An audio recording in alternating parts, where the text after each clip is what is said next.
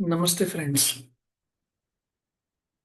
आज मैं ऐसे इंसान के बारे में इंफॉर्मेशन शेयर करना चाहता हूँ या तो फिर उसकी स्टोरी जो अपने शुरुआती दौर में एक बस कंडक्टर करके काम करते थे बेंगलुरु इंडिया में। और वहां से उनका जो सफर रहा एज ए सुपरस्टार काबिले तारीफ रहा।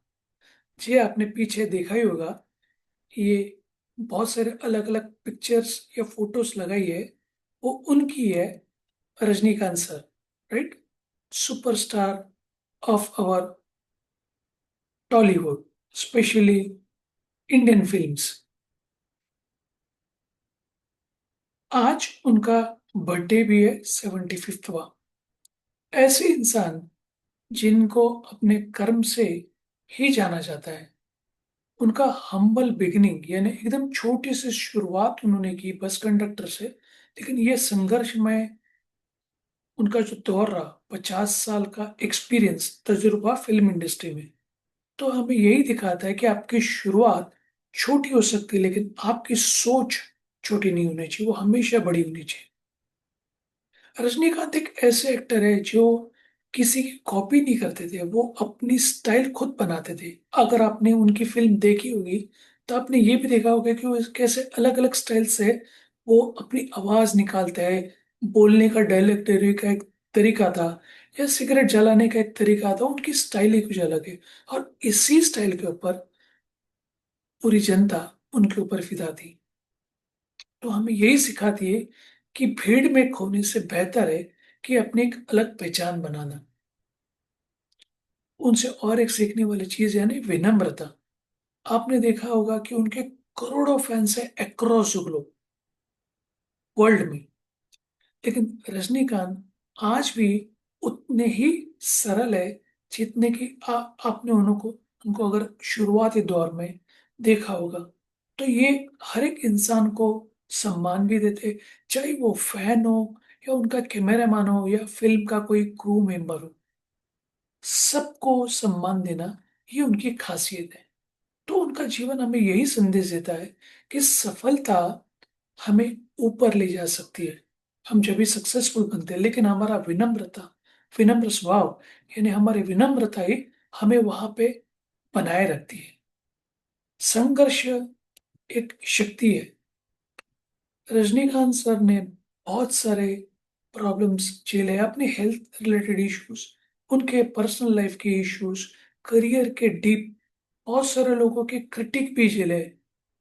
लेकिन ये करने के बावजूद भी, ये होने के बावजूद भी, उन्होंने हर एक बार अपने आप को स्ट्रॉन्ग बना दिया और वो हर बार मजबूत बन के लौट गए।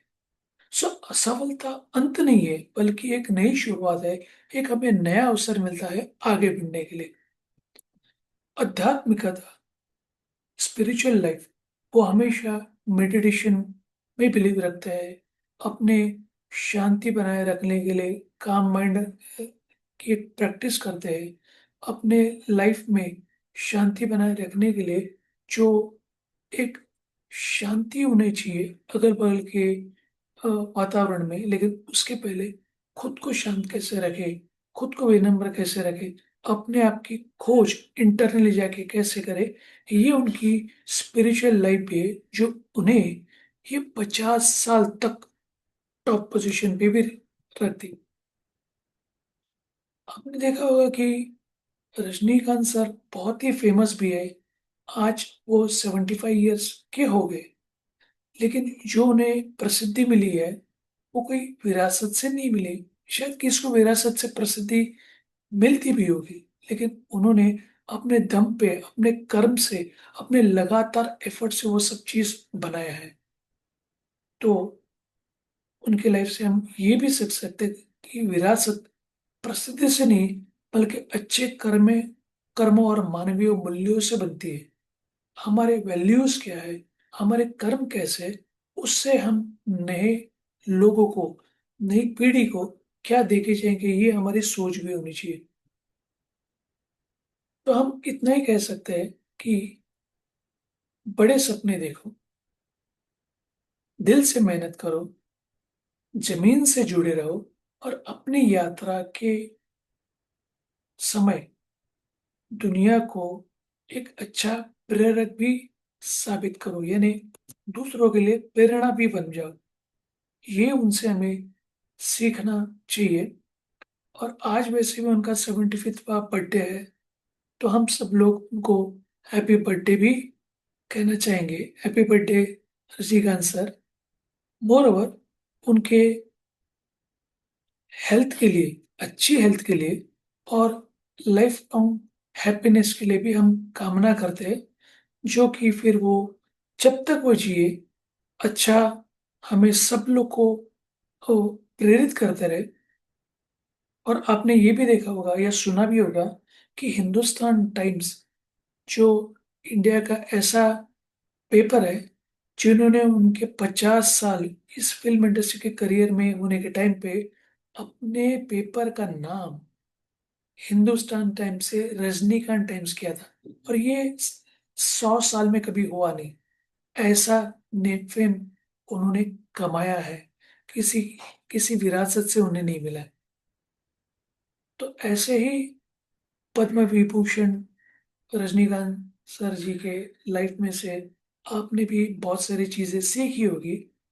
और अधिक जानकारी के लिए आप मुझे मेरे व्हाट्सएप या ईमेल के ऊपर कांटेक्ट कर सकते हैं।